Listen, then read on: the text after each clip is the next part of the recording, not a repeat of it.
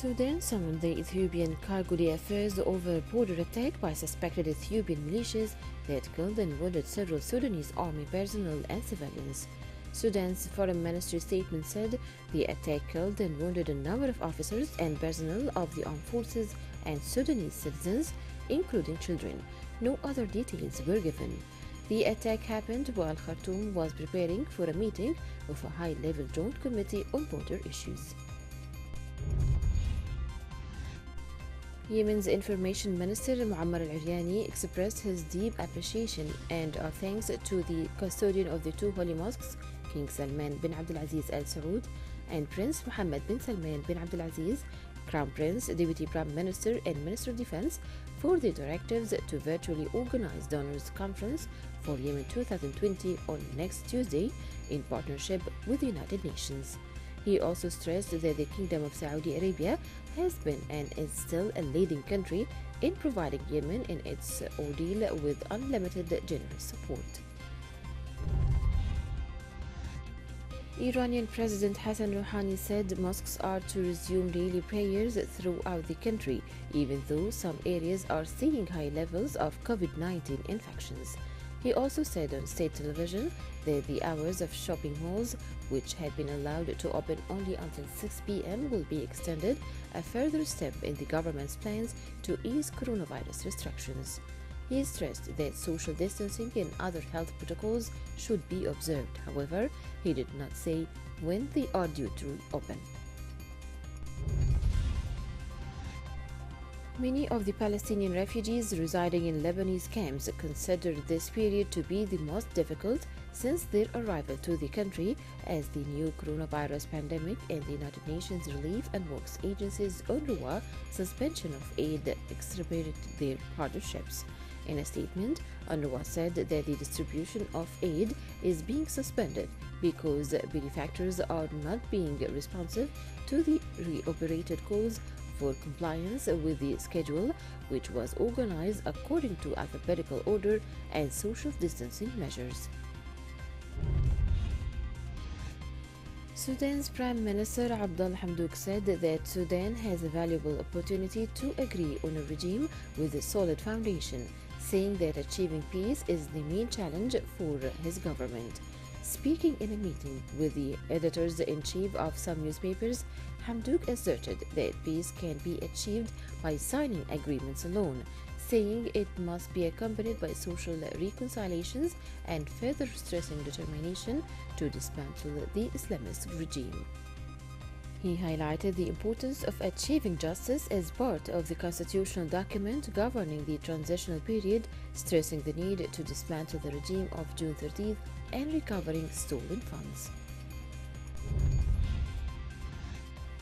Egypt called upon citizens to wear face masks in public while using private transportation and inside government offices.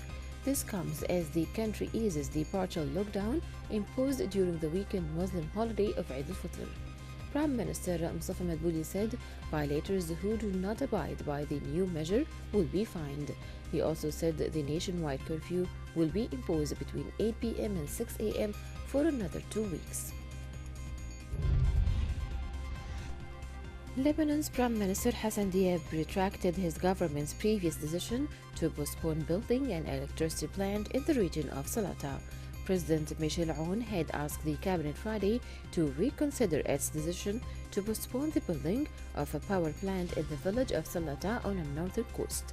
The plant is opposed by other political forces such as the Mustaqbal movement, the Lebanese forces, and the Progressive Socialist Party. Israeli police shot dead a disabled Palestinian near Jerusalem's Old City who they had suspected was carrying a weapon but turned out to be unarmed. The Palestinian leadership demanded that whoever killed the man be brought before the International Criminal Court. He also said the killing is a crime that will be met with impunity unless the world stops treating Israel as a state above the law. Iran said its experts would continue nuclear development activities despite sanctions imposed earlier this week on their fellow scientists by the United States. Iran is also enriching uranium up to 4.5% in violation of the Accord's limit of 3.67%. Enriched uranium at the 3.67% level is enough for peaceful pursuits but is far below weapons-grade levels of 90%. At the 4.5% level, it's enough to help power Iran's Bushehr reactor, the country's only nuclear power plant. Prior to the nuclear deal, Iran had reached up to 20%. Italy's health minister confirmed the country can go ahead with the plan to start allowing travel across the nation next week, even as some local governors oppose letting people from the hard-hit Lombardy region move freely. Health Minister Roberto Speranza said that data on the spread of the virus is improving and allows for the reopening among regions. The announcement came after a late-night meeting with Prime Minister and various coalition party representatives and ministers. U.S. President Donald Trump praised the conduct of Secret Service officers after protests near the White House over the death of George Floyd in police custody before suggesting his supporters should assemble for a counter-protest. In a series of tweets, Trump said that the federal officers were not only totally professional but very cool during the melee which he watched from inside the executive mansion. Friday night's protest came a day after Trump appeared to threaten violence against certain demonstrators, tweeting that when the looting starts, the shooting starts. The European Union urged the United States to reconsider its decision to cut ties with the World Health Organization over its handling of the coronavirus pandemic. European Commission President Ursula von der Leyen and the EU's top diplomat Joseph Borrell said in a statement, in the face of this global threat, now is the time for enhanced cooperation and common solutions. Actions that weaken international results must be avoided.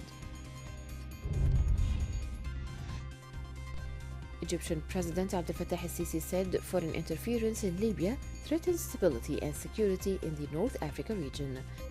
During a telephone call with French President Emmanuel Macron, el-Sisi called to putting an end to illegal foreign interventions in Libya and the chaos caused by criminal groups and terrorist militias is necessary. Both presidents agreed that they were keen to see a political solution reached in Libya that would pave the way for a return of security and stability in the country. India announced a major relaxation of the world's biggest coronavirus lockdown from early June, except for so-called containment zones with high numbers of infections. A Home Ministry order said that places of religious worship, hotels, restaurants and shopping malls will be allowed to operate from June 8th, while educational establishments will be opened after consultations with Indian state authorities. The announcement came even after the world's second most populous country announced another record daily rise in infections, taking the total to more than 85,000 cases with almost 5,000 deaths.